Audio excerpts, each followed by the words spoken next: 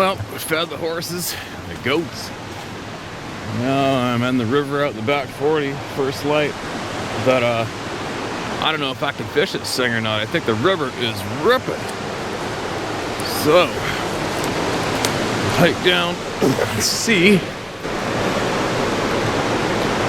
I think all the rocks that I stand on are covered by water. I don't know. We'll find out.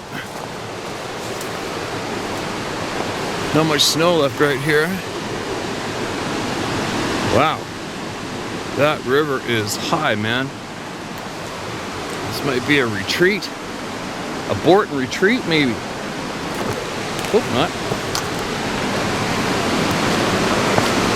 This is where those bear tracks were easily seen with all the snow here, but you see there's no snow now, and that's why the river's ripping. I might be able to pull it off.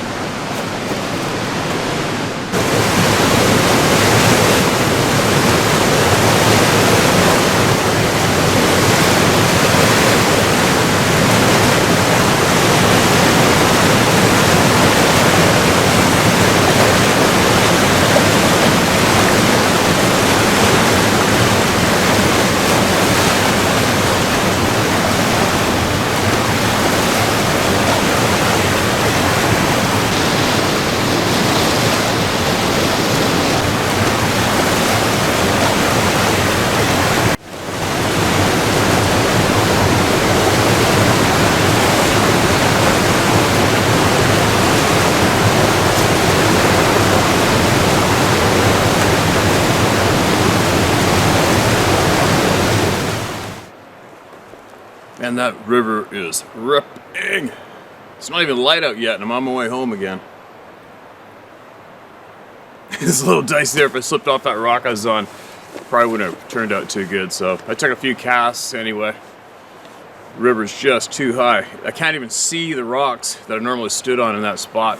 And reason being, there's a big, somewhat of a melt going on at these lower elevations, and there was a few feet of snow around here, and it's really melting fast. And that river right there is fed by a pretty big lake. And that lake's fed by various mountain streams, so who knows when it'll be fishable again. But I'm patient. So you what, I'm craving my mountain time. I need to get in the mountains bad. As long as I can get out of the house anyway. It's funny, I walked out of the house to go feed the horses in the dark this morning. I probably passed within 10 feet of a deer. My backyard didn't even see it. Then I came back and it was standing there again. Still, so I videotaped it. What are you doing? Huh? You coming fishing? Hey? Have your little snack? Hmm?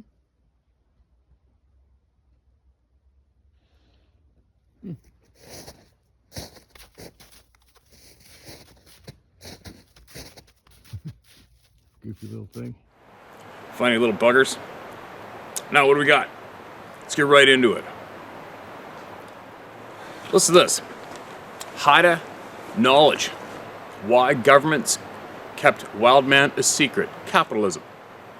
Steve, sorry I sent my initial contact to the wrong email address. I am a Haida from Haida Gwaii. That was also previously known as Queen Charlotte Islands, if anybody's not familiar. West coast of BC, but halfway up the province. While I appreciate the forum, I feel that I needed to write. I do give permission to use the stories, and my father-in-law is now with the spirits with his wife, who was waiting for him and his boys. Thank you for providing a forum of learning, that is why I'm sharing here and now. If you're a wild person who has nothing but time to live and explore every inch of your territory and gather food, you'd probably find those areas in our shared world where the laws and physics may be stretched thin. A man might take advantage of those spots when traveling. If you're to try to hide continually, as some stories purport, having some who are not agitated use mind speak to share with different people who have had the wool pulled off their eyes to see Sasquatch as real, and that the bad ones use those doors, could signify that there are ones who have bad personalities just like us. So, we should feel scared of those bad ones, but luckily they are few and far between. We have been in many of the same places at different times or close. I spent time in Squamish, the Hurley, Braylorn, Pemberton, Sunshine Coast, Vancouver Island. Many of these places have a history of wild man. Actually, all of them do. You're right. I also live in Quesnel. Hunted all over the Caribou, Chilcolton, and the Nass Valley. Lots of emails from Quesnel. I feel that as a First Nation person who did go to university for 3 years, I gained a critical mind, more how to critique than be just critical. First, you learn in business school from political science. Business is why governments were formed, to facilitate the rules of trading on a national, provincial, local rules of trade are the main official goal of government. Capitalism is the first fact government is never for people. By virtue of that fact, any other than business-minded in politics is socialism or worse, communism. Just like religion is used to control the masses and even to make them have wars. This is why hide the truth that Sasquatch is real from people. Money and access to raw materials for capitalism unfettered by rules to save wild man, Sasquatch. Thick natural resources, mining, oil, woodcutting, uncontrolled, are all reasons to not be truthful and hide their existence. What is an attachment is true to the best of my recollection. Hopefully, what I shared can help people understand both why government is, what reason they would have to not openly say that this wild man is real and we need to save wild areas for his future life. He is also evidence that man is not the only sentient being on the earth. Just think, an actual Homo sapien, not Homo sapien sapien. We were made from them, they are us, without DNA from aliens, be it God or just an alien intervention. An outside force changing our DNA would not want us to revert our DNA through mating with our old brothers and sisters. So why tell us they're animals because of their size, as in keeping us from mixing our DNA with wild man, original man? Why would aliens not want us to mate with our own self? Think, a 97% DNA match to us from Sasquatch is why the scientists say it is a spoiled test, not thinking this is us, thus avoiding the truth staring them in the face. Bible telling religious. Kevin Yeager, Nung Koyas, Haida Nation, Haida Guai. Kevin, thanks for that email, man. It's gonna get some brains. Spinning. And your email and your message parallels quite a few other messages that have shared the same here on this channel, man. I'm gonna have to dig on my email. My email server is down. I can't access my emails right now. I don't know why. But when I do, I'm gonna dig up your name again. I'll do a search in the inbox, see what else you sent me. Totally recall you emailing before. And if you can email us again in the future, I'd appreciate that. And share your knowledge, okay? And keep it coming. Interesting. I'm gonna keep going here, you guys. I'm not quite awake yet myself. There's so many experiences, and there's a lot of people who are really tuned in to what's going on, isn't there? A lot. There's a lot of people who keep themselves and have been studying and looking into and figuring shit out. Unfortunately, there's a lot of people that have been looking into things and figuring stuff out. And there's also varied answers, right? There's varied theories. A lot of different people have spent, quote, half their lifetime or their lifetime looking into it, and those same individuals pitted against somebody else who's put their whole life into this can have opposing views all the way straight down the line, which makes things possibly confusing to a lot more other people, right? Alabama white thing. Why now? Steve, I sent my story before, but I'm sure it's lost in the sea of emails. I decided to write it again, hearing replies to your recent questions that came long after I sent mine. Here goes. Shorter version. Steve, I'd like to share a story as I've heard very few like it. But after hearing a couple stories you shared with this color being, I am motivated to pass this along. When I was 18 years old in west central Alabama, I was taking my girlfriend of the time home one night, traveling northbound on a major highway. To my left is the oncoming traffic lane, a deep drainage ditch, a steep embankment that's maybe 6 foot to the top where it flattens out with rough ATV trail on top of it that wouldn't be much wider than the pickup truck before it hits a solid tree line. While driving 55 miles per hour, I noticed a flash of something catch my eye on top of that hill. As I turned to look, this thing stands up on 2 legs and takes off running the direction I was driving, on top of that plateau. As soon as I was like, what the F, that's not a deer, it zigzags down the hill, and I mean literally zigzags. Not straight down off the hill, and ran directly into the side of my truck. Going under the truck, and my rear driver's side tire runs it slam over. Now here's the kicker. This thing was white all over, like a white, long-haired dog that stays outside and hasn't been bathed. Before impact, its face literally came right up to my driver window, and I was staring this thing in the face less than a foot away. I could have damn near licked it if we were standing still. Keep in mind that while this happened, the whole slow motion thing was going on as it seemed like I stared at it for a few seconds. It had a face that was human but heavily bearded, and due to the lighting conditions, all I can make out are dark circles around the eyes, making it appear like the abominable snowman. I got the impression it was mad by its facial expression. Hair was all long and matted, long enough it was flying and shaking around as it ran. I can't describe how fast this thing moved. It was like something on a movie. I was parallel with it when I saw it, and there's no paragraphs here, okay, you guys, so it's a little difficult for me right now. It's a little early in the morning, too.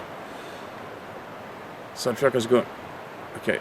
It was like something on a movie. I was parallel with it when I saw it. It had time to run down the hill and run into the side of my truck as I was going 55 miles per hour. It was almost like it wasn't touching the ground, yet I could see its legs moving. My girlfriend saw it perfectly well as I did, and she screamed. It terrified her. She wouldn't let me stop and check it out as she was almost in tears. I pulled over a mile or so up the road at a church to collect my thoughts.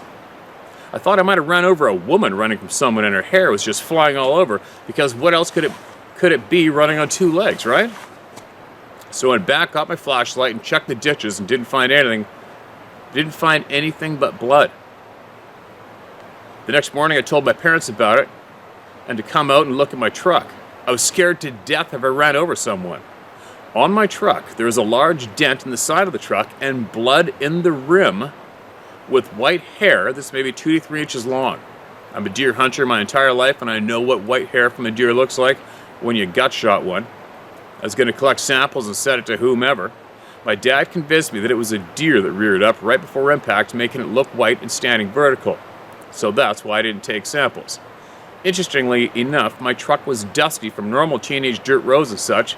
There seemed to be a handprint where it put its hand out to embrace the impact. Imagine dragging your hand down the side of a dusty truck, leaving a 4-finger trail. That night bothered me for months as I was checking the papers constantly for a hit and run in the area. When I was 18, there were no camera phones and only wealthy people could afford a cell, so I couldn't call for help. No way to take pictures of the hair and blood. I'm 40 years old and I can remember this like it was yesterday. I have a vivid memory of his face. I found your channel maybe a month ago because it turns out there's a white creature called the Alabama White Fang. I recently found out doing some research for a white Bigfoot. Many sightings in the state of this type of creature. I almost forgot. This creature didn't strike me as being huge. I'd say maybe 6 foot, but definitely not 7 foot or more. Had broad shoulders and slender, like a tall, very fit man. I'm glad my girlfriend was there to confirm what I saw. Nobody's going to tell me this didn't happen. Love what you're doing, Steve. You're the man. Thank you for all the time you put into this. It was an amazing experience. I mean, not only do I see a Sasquatch, but an albino one. Try to pull that off at the deer camp and see what happens. LOL. Just add me to the list of thousands of seers and believers, Steve. I hope many others have seen the same and will share their story now and not feel so stupid to share encounters of an albino Bigfoot. this is the reason for sharing now, because this is a harder pill to swallow than the classic Bigfoot. God bless, and as always, a huge roll tide. Roll tide, for sure. Mark, thanks for that freaking crazy experience, man. I'm sure you know by now, there's been a shit pile of sightings of these beings in the white color phase of hair, right? There's even a very, very credible nighttime video online that's been all over the place of somebody who actually got video of one of those things. A white went in the forest at nighttime, stuck a flashlight in his face, and they got it on video. Real close. It'd be enough to turn your own hair white, being that close to that thing in the timber. But you're not alone, man. You're definitely not alone. It's so common. It's a little overwhelming, right? But you're right. Keep talking. Keep talking. The cat's out of the bag. The cat is absolutely out of the bag. The information's out. The amount of people is absolutely ridiculous. How many people are seeing these things? Gotta scroll through a handful. There's a handful of emails that are saved on here that have to go on the Rumble channel, otherwise we get deleted on YouTube if I read them. What's this one? This is a screenshot sent in to me again from the comments section. Alright, this is from a name on YouTube called Viking Robot. My hunting partner and I had 2 experiences with Sasquatch, including getting good pictures of the footprints. Our experiences were a couple of weeks apart, yet it did not keep us from going back to those mountains. We've been back there several times since and haven't had any more encounters there in 15 years or so. Excuse me. Pretty wild how there is talk of this sudden feel of dread feeling, but has anyone else felt a sudden calm feeling? Not just calm, but a euphoric calm, like a dopamine rush. That's the feeling I had twice after both experiences. There is one spot I walked through in one of my hunting spots, and every time I go past there, I feel uneasy to this day.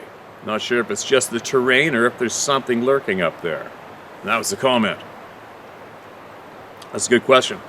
I spoke to a man. I was shoulder to shoulder with Dr. John Bendernagel and we were talking to a man who had such a long, detailed experience, an experience that really helped create a few important questions that I had about this topic that were confusing to me at the time. And what this guy said was, he had this thing behind a tree. First, it was broad daylight, looking at him face to face, and I think he said it was about 20 yards or so. Because I said to him, I go, man, and you had a rifle scope on his face? He's like, yep. 30-06 with a rifle scope on his face. And I said, you must have seen the whites of its eyes. He said, I could see the wrinkles on his forehead. And he said he put the scope from one eyeball to the other eyeball, down to its mouth, and then back up to its forehead when he's looking at it. He said that all of a sudden he was flooded with an absolute calm feeling. He said it just hit him. Everything went calm, and he said he felt absolutely safe and calm and cool. And I can't say that was a dopamine just described feeling, but I vividly remember him saying that. But when he did start to shit himself more, it was after his buddy. I won't retell the whole story, but his buddy came up, and his buddy was more of a faster triggered guy, and that Sasquatch jumped behind the tree and was hiding there, but really kind of peeking out. And they both were putting their guns up at it. One guy put the gun up and looking and really hide from his partner. And then he put his gun up, he put his gun down, and it would stick its head right out. And he said it was almost like they controlled it with both guns going like this. And I asked him later, I said, well, is your buddy more of a killer or something? More of a live wire? Yeah, he's definitely more apt to pull the trigger for sure. And he also said that thing jumped behind the tree, and short moments after it jumped behind the tree, then his buddy came up. But his buddy was out of sight before he came up. So that thing knew his buddy was coming without seeing it. Anyway, trying to get to the point. The point is, he felt an absolute feeling of calm, and then he said it absolutely disappeared behind the tree. Like they didn't peek out anymore, and then they couldn't see anymore at all. And that's when he said that he felt terrified. That's when I'm frickin' shitting myself, terrified kicked in. But anyway, that's all I know. If somebody knows of the dopamine, the feeling that this emailer wrote in about, maybe address it in the comment section below in this video, and you guys can read and share thoughts on that in the comment section. All right. Interesting.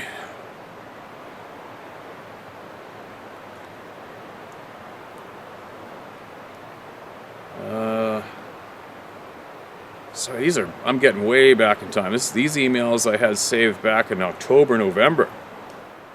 All right, here's one. Mark this as read. Look into the Norse mythology, as I believe Bigfoot is just one of many beings from the tales of Norse mythology. Hi, hello Steve, how are you doing tonight? My name is Justin, I live in Vermont. I really enjoy your channel. I had an encounter with one of these supernatural beings back in the summer of 2009. It was late July. I was out hiking on Camel's Hump. I was headed back down the mountain. I started to get this sixth sense that something was wrong, like I was being followed. I kept walking down the trail when everything went dead quiet. The air all around me felt electrified. I then felt as though something was staring at me.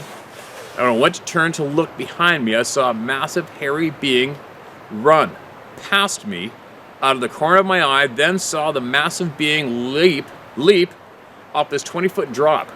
When I looked over the edge, the being was gone. Disappeared, and all I could smell was this weird sulfur ion metallic odor. I will never forget that smell or the color of the being's eyes. The eye color was dark blue, and the hair color was dirty blonde, brownish blonde color. I have some other Bigfoot stories that I'll email you in the future, and hopefully you'll share with your viewers. Thank you for sharing my story. I greatly appreciate it. Hope all's well with you and your family. Have a great evening. Take care. My name is Justin Hogginson. I don't care if you share my name. Justin, thanks, man. Sounds a little Norwegian. Bit of a Norwegian name there, man. That's quite the description. I don't think I've heard of a blue-eyed being yet. I don't think. But the disappearing thing, the jumping off, you know what? Everybody's heard about the pilot plane that flew up following Sasquatch tracks way up high in the mountains, all the way up to a peak cliff, and they just ended. Gone. There's lots of people who have seen these things disappear in front of their eyeballs. Hundreds of people have reported that. Why would you wake up in the morning and make that shit up? I haven't a clue. Why would hundreds of people wake up and share that and make that up and share it? I haven't a clue. Do I think people are making it up? No. Not me anyway, but who am I? Kentucky Forest Buddies. Hi Steve, my name is Fred, and I want to get something kind of out there to the so-called Bigfoot experts out there. First off, I want to explain a little about myself. I'm an early retired union roofer. I busted my ass off for my girl and 2 sons for the better part of my life. I got hurt really bad on the job that I was doing about 5 years ago and received a pretty good settlement. I used to be a union roofer years ago. Now I finally was able to move to Pikeville, Kentucky and buy my dream house with about 36 acres on the side of a very heavily wooded mountain. Now for the first 3 months, everything was just going great, and then the noises started in. Like the bangs on the house in the back of my pickup truck, followed by what sounded like a really weird, heavy kind of laughing and giggles. I would open the front door and yell and fire a couple of rounds from my .45 into the air, and then everything go quiet for a little, and then I would hear this god-awful scream/roar about 200 yards up the side of the property, and then from the opposite end of the property, I would hear this.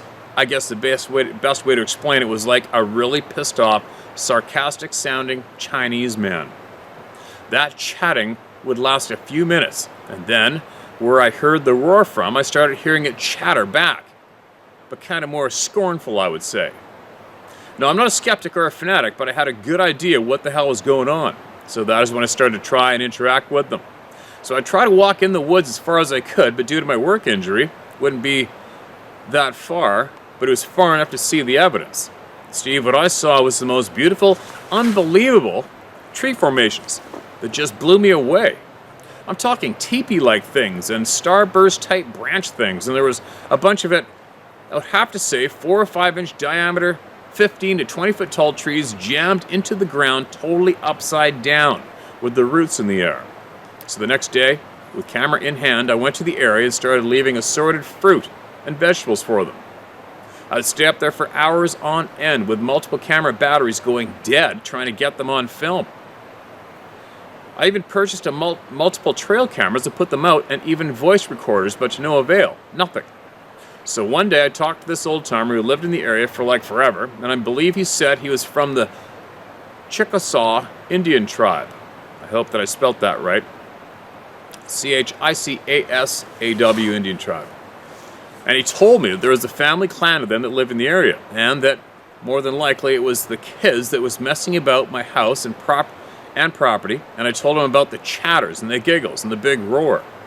He said that the big guy probably was cussing the young ones for smacking my house and truck and for me to not worry about it.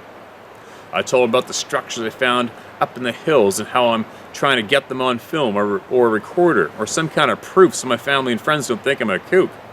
I also told I haven't heard anything from them for a while, and that's when he told me that I need to leave the technology at home. He said to get rid of the trail cameras and the recorders and camera and go in there blind with nothing. Treat them with respect. Treat them like I would like to get treated, and to treat them like family. Now, I really don't want to bend your ears off, but to make this a little shorter, I did what he said the next day, and as sure as I'm breathing, I started getting responses. From wood knocks to hooting and what sounded to me like little chihuahua yapping and little giggles. And for the life of me, something that sounded like a woman saying, "Hey." Now that's pretty cool, I thought. Then the gifts started. They would leave me little twig things woven into trinkets on my dashboard of my pickup truck and front steps. Hell, one day my wife opened up the front door, and there on the stoop was a bunch of assorted wild flowers, and right next to it was a pile of mushrooms with wild okra and spinach. Now that wasn't the reason I titled this my forest buddies. One day, me and my little chihuahua buddy went up the hillside to leave them some lasagna I made, when Chico, my little chihuahua, froze up and started shivering and whimpering. Off to the right side of us, about 20 yards from us, I saw the undergrowth shaking, and I heard the squeals and snorts, and out came a wild pig tearing ass right for us.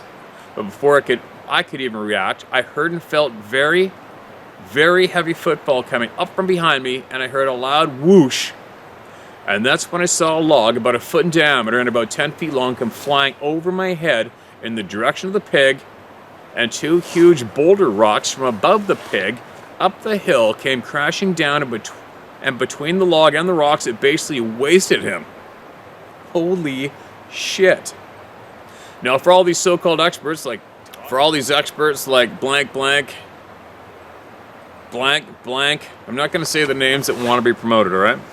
And that duck-faced lady primatologist from that other reality TV show, who all keep calling these people primates and monkeys and gigantopithecus, I'm so sick and pissed off. Just don't watch them, man. I never have, never do. I didn't know that monkeys or apes know how to leave gifts like flowers and edible mushrooms and vegetables, and how to make and leave woven trinkets on my dashboard of my locked pickup truck, and also how to defend me and my little chihuahua from certain death of a wild pig. These people are not apes or extinct gorillas. They are their own species, and they are highly intelligent. And I'm sure that they have been here before us even. Now, for all of those YouTubers and those so-called experts, if you really want to have a relationship with them, don't try to expose them or be glory hounds for the world to exploit them. They're not stupid. They know your intentions, whether good or nor bad. Don't leave them hanging in the breeze for our rotten piece of shit government to kill them. Remember, they're a family species too. Sure, just like people, there's good ones and bad ones. But from my experience, they're my family too. So, Steve, that's my share, and I hope it opens up some minds, and thanks, Steve, for all that you do. On a separate note, I would love to pay you for your fishing guide services. It'd be cool as F to hang out with you and fish. Thanks again, Steve, for what you do. Wow, that is quite the freaking share, Fred Harvey. Appreciate it, man. Fishing, you never know. I haven't marketed any fishing on here to date. Ooh, that was a gunshot.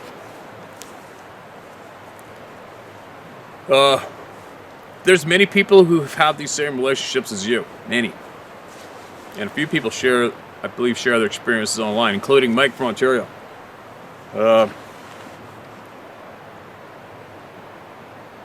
It's really something else, isn't it?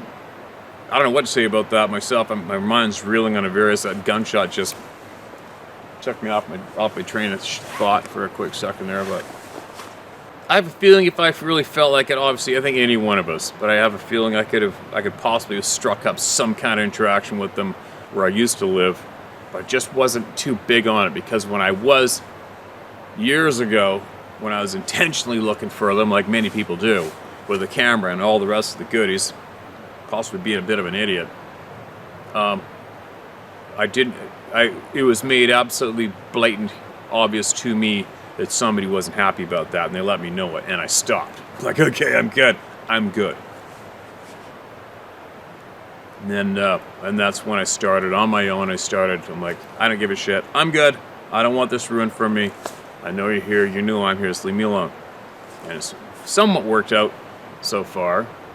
And there's a few clues led me to believe that I could possibly strike up some kind of a similar interactions as you are, but I just haven't.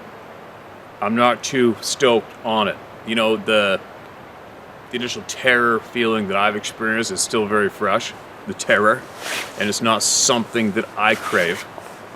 I don't like being scared. I don't like feeling absolute terror. It's not a comfortable feeling, and I don't want to associate terror and all this for me. So maybe one day, who knows, maybe one day I might seek out that possible interaction, maybe.